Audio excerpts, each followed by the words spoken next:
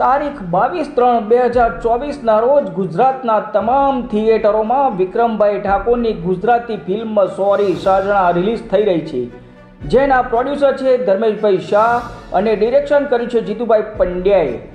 Assistant director છે જતીનભાઈ શર્મા, સાથે ગુરુ પટેલ જેવા કલાકારોનો કાફલો.